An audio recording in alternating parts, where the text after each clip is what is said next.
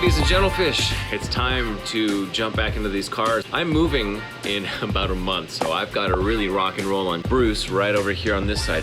Bruce is just gonna have the upholstery ready and the front and rear glass is gonna be in place, but the rest of the car is going more or less like this. We'll see about getting the engine in all the way to California. Boy, has it been a productive year. I did 5 shows at the theater in one season. Did a lot of traveling. Didn't do as much traveling as the year before, but now I'm just ready to work as we've made plans to be moving into the heart of Los Angeles. So let's get to it and enjoy the show. Using my Rust-Oleum performance enamel. I'm going to be performance enamel. What a name. Painting all the surfaces here that are going to be bare metal at the moment. They were sandblasted, but for some reason the painters didn't quite get in there. Especially here, that's gonna bug the crap out of me because this whole panel, it's kind of a sealed thing once you get those gaskets in place for the tank. There should be some drains at the bottom, of course, along with everything else, but if it gets clogged up in the least, you're gonna have rust, like on the inside here. So the sandblasters only went down this far, then further back on the inside. I gotta do everything? Jeez. So now's the time, before any upholstery work is getting performed, to paint all of these bare metal bits and pieces. So it looks like I've got my work cut out for me here. Check this out too, the inside of the doors. Oh, you guys are in trouble. Taping up all my holes from the outside here so that they don't get any paint running through.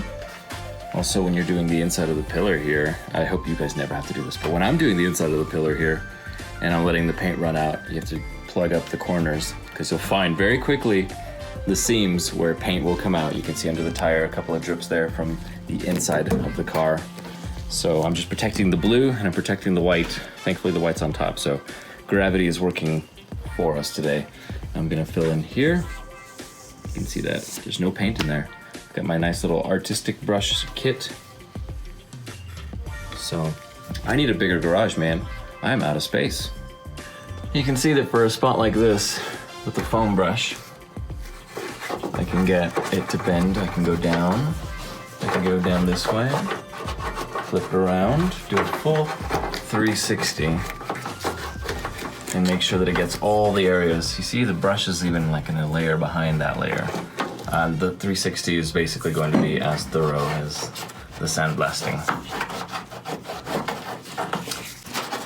Also, another important thing is just let the paint run in some of those corners. I'll just get an extra helping on here. Purely by accident, I'm discovering a lot of drain holes on these cars because I'm watching where the paint comes out. So there's one right there, and then right here on the corner, you can see another one. That one's probably plugged up, and that's why I'm getting paint running through this one here. So these do get covered with trim, but they are important drains for any sort of condensation that might form on the top and then run down the side of the rails. That, or it's just not a proper crimp on these, and just the pinch there makes it open, and in fact that's supposed to keep running down and then drain out the back. I'm not sure, but at least I got paint in there, and I know that it's a thorough application as it came out a little bit. And the nice thing about new clear coat and everything is that you can just wipe off this enamel paint really quickly. And if it does dry, I have to go over it again with, I think, just some soap and water without being abrasive on the clear, and then you can even use something like a clay bar if you can't get it out. So with these old Volvos, I'm learning a very important lesson, and that is, if you want something done right, do it yourself or pay a lot of money. Oh my goodness. So I think a lot of my bare metal woes may have been avoided by not sandblasting the car, and that would have been then taking on a whole different set of risks about the paint being applied properly. And I know these shops are doing a good job, and that they would have stripped the car down to whatever they thought was good enough for the proper application and adhesion of paint over the years, but I don't want to take any risks with that, so I wanted them to have a brand new sort of bare metal surface. And therefore, it's my responsibility now to go through and take a couple hours here and there and make sure all of my little surfaces are covered with paint. Okay, now looking inside of here, see the inside of the rocker? Looks like there's still some sand in there and more paint that I need to apply. Blaster's like really dark on the white. Do you like it, Jenna? Do you like it? Like on the white or on the black better? Oh yeah, it is dripping quite a bit. That's good. Look, they're not that yet. To the store to get food, cake, and stuff like that. When you're working with paint, do invest in a nice brush. Like this one lasted a little bit longer than I thought it would, and I'm happy for it. It's more convenient, it's cheaper to just buy one nice thing. Like cutting wheels, for example. Don't get the cheap Harbor Freight cutting wheels because they will shred and go into your face. You should get 1 or 2 DeWalt discs that'll do just as well and last a lot longer, and they won't fall apart. Pulled the car out of the garage. What a feeling just to get started again. Let me show you around. Early 60s cars have this nice big rubber mat. It's 2-piece. There's the Volvo symbol where your shifter boot's gonna live. Firewall's nice and clean, everything's been painted. I went inside the doors and painted everything that was unpainted with a foam brush. You've seen all that. We've seen the seatbelt installation and all the bits about the hardware there. Next steps for us is headliner. You can see where my foam brush marks were in addition to the spray of the original black paint that the paint shop put on the car. They missed quite a bit of those corners and I didn't want any bare metal. Even though water is not gonna sit up there, I just don't like surface rust as a whole. This trim piece is installed so that we can get the headliner and not have to worry about wiggling our fingers in the channel. Of course, the wiring for the dome light is important. And then as we move into the trunk, here's our trunk carpet. Just set that right there for the boot lid and for either side respectively. These are hole punched for the clips that run the trim along the back side there, so they're not in the way. And everything's here in place. You can see more spots where I ran paint along the inner seams of the wheel wells. There's the seatbelt reels. You could build a cage around them, I have not. And on the inside of the wheel well, there's our nice big washer and a plastic cap, which may or may not remain for long. We'll have to see about that. Those little orange caps are what are going to live under the mat here. These nice big caps on the frame rails. Windshield's in place. I will add more sealer to the inner edges of it because it does like to leak. Ay. Old cars, I'm telling you. I'm gonna go through the parts that we're going to get sandblasted and zinc plated. There's a couple of options we have for materials. We can do this nice matte black finish, the YGY texture. We can also do this, which is a little bit bluish. That's the clear zinc. And here on the left, which is, I'd call it a lot more silvery. There's less blue in it. That's the Electroless nickel plate. Now, I don't remember the details on these two. I think I recorded it in a video talking about the differences in the plating in terms of what it means for layers and structure, rust resistance, weatherproofing, etc., etc. Many ways of just saying the same thing. I'm gonna go through the parts now that we are going to actually be plating for Bruce. Here it's all laid out pretty nicely for you. The most obvious ones, which I tried several times on Genevieve with sanding and painting. I even put a couple of coats of paint. And eventually it always does this, where it just rubs off. And the zinc plating might do that as well. But essentially the reason we don't want a black, or this was actually body colored because this was assembled in the factory, so you could see the primer here with the doors open and the car spray. This part here is blue, which is the exterior color of the car, and then this is the part that actually rubbed on the roller, which is right here. So this part bolts up to the B pillar, and this here attaches to the door, and it would sit something like this. And as you swing the door open, eventually it hits that limiter and it stops, okay? We all know how these work. But the part here that gets a lot of the wear and tear, you can see it's starting to get surface rust because of that bare metal. And if I paint them, you're going to get this part of the paint rubbing off every time you open and close the door. With Genevieve, it happened right away. These get a little stiff, so you do want to clean them and actually make sure they spin. However, putting a zinc coating or a nickel coating, whichever one they recommend for this piece, is going to be a lot better for weatherproofing it and not having to worry about paint rubbing off. This way it's protecting the remainder of the metal and still giving it a nice surface to rub on. Yeah, it's not original, but this is one of those cases where original, it does this and it's meh. You know, you're supposed to grease these every once in a while as well, and the grease does help with some of the weatherproofing. Also, as they're side by side, you want to check to make sure that they're not bent out of any weird way. Very common to see these things bent to accommodate a door, either a door that's been swung too hard and damaged, or the car was in an accident, or just it wasn't making good contact or it's making too much contact. Now, the next most important thing is going to be this latch for the door itself. There's probably some plastic in here somewhere. It might be like a little nylon bushing inside. So I don't know what the process is going to be for these pieces. We're going to have to find out when we get there. But essentially, there's a lot of moving parts inside. Not terribly a lot, but just a couple.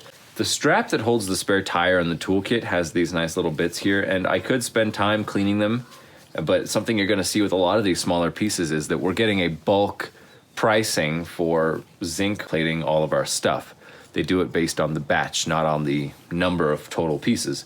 So to get our money's worth, we're gonna get all these little hardware bits and pieces and get those plated as well. It might be a brass tooth or maybe even a soft metal or just a straight steel. I'm not sure exactly what the little slider is in here, but this is another piece that we're going to have to discuss with them. This one's already plated on the back. It looks like a zinc plating from the factory or some other sort of metal. I can't be sure what Volvo did, but it does look plated because it's got that rainbow texture finish on it. I don't think you can really tell on camera. This is the interrupter switch for the dome light. So as the doors are shut, it opens up the backside and it interrupts the circuit. We're gonna have to explore some options for how to fix that piece, but I'm gonna bring it over and we'll see what they think about it. We've bought a lot of new hardware for the cars because so much of it is available, and it's a good feeling to have new hardware versus just spray painting black and cleaning old bolts. I've been through everything at this point and I like having new hardware. It's that nice fit and finish at the very end. Bigger bolts, however, like the bumper mounts, we might need to go and explore some options for replating these. They're bulkier, they have bigger thread, big washers, and it might just be worth it to include these in the price rather than worry about replacing them. As I dig through the boxes, oh, I forgot, the hood hinge. This thing is just gross, but it's all metal. There's a spring, which may or may not be removed.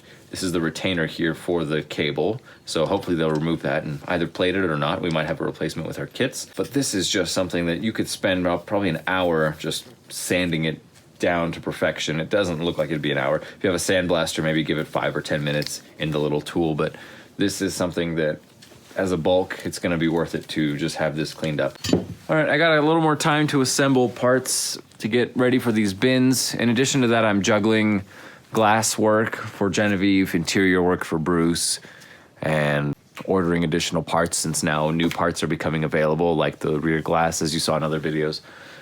So it's quite a bit of work. It's a little overwhelming, and I'm doing my best to just tackle one thing at a time so that I can stay productive, because it's easy to step back and go, I don't know which direction to start moving in because everything's here, and then you hit a dead end and you're like, well, let me try this, and then you hit a dead end. It's a bit overwhelming at times, but we'll get it.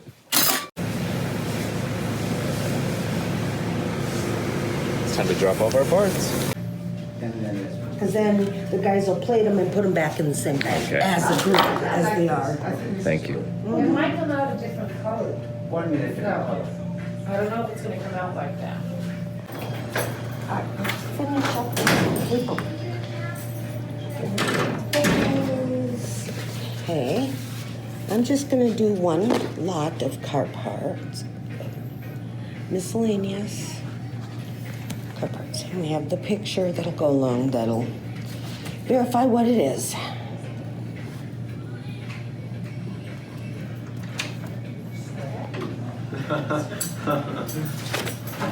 This is that DJ tool we're doing.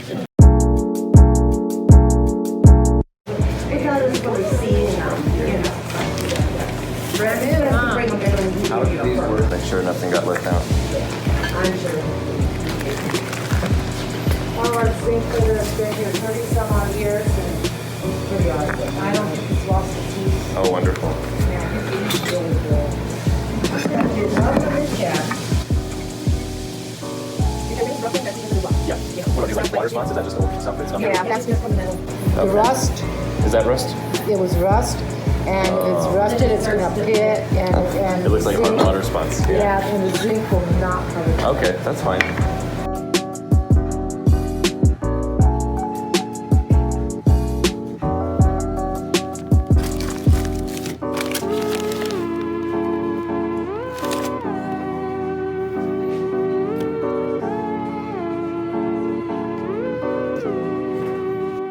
So I brought out all the parts from the garage here on the following day, and you can see all of our different pieces that we have. This is the front window for Bruce. So for the two-door, your front window piece, well, something I've noticed is actually that they cut both windows the same way, and they keep this Volvo brand logo on the same side, which means on one side it's going to be facing out, and on the other side, like the passenger versus driver side, it'll be facing the inside of the glass. That's not a real big deal, but if you're really into attention to detail, that might be something that bugs you. This is our little rubber strip here, which is about the thickness of a bicycle tire inner tube. Actually, it's a little bit thicker. If you were on a real budget, I'm sure you could just find some rubber sheet like that and do that.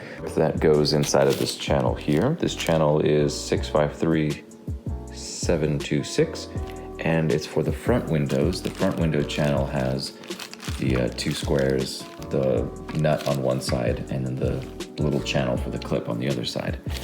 So I'm really glad BP carries those new. They carry these new, and they have the front windows new.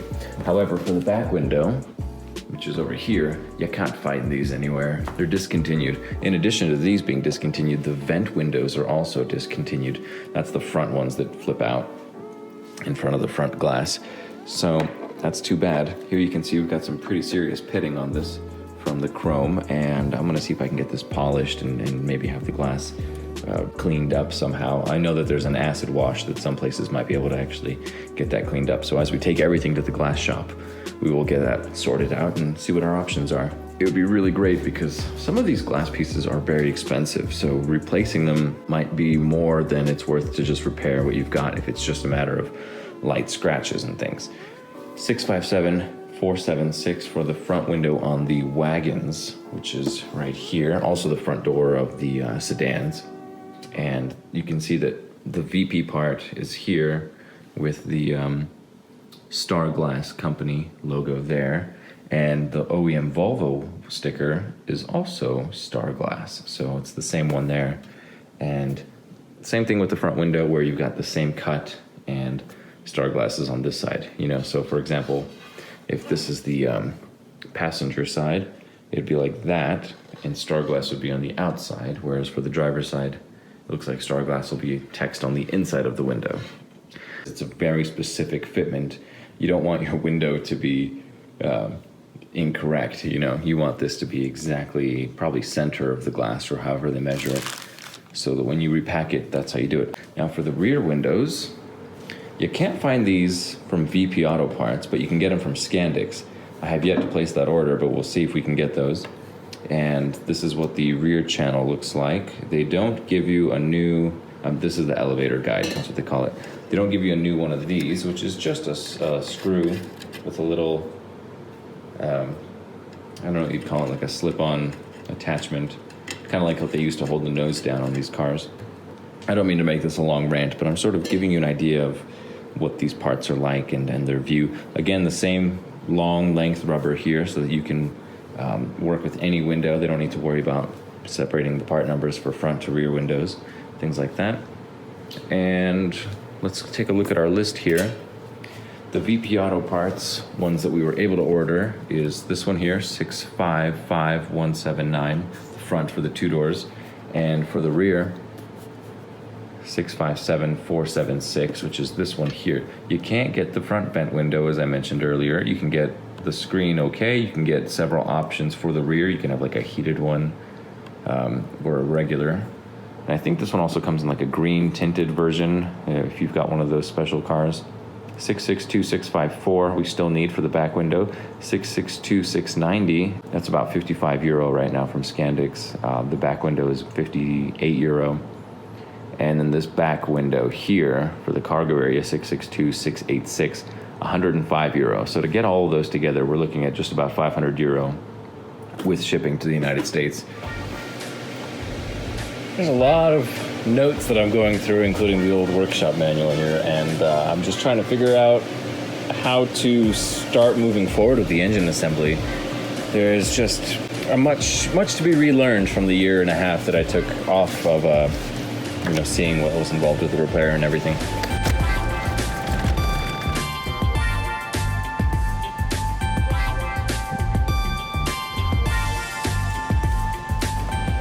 It's August 2019. It's so bright, I've got to keep my eyes shut. just to be out of here.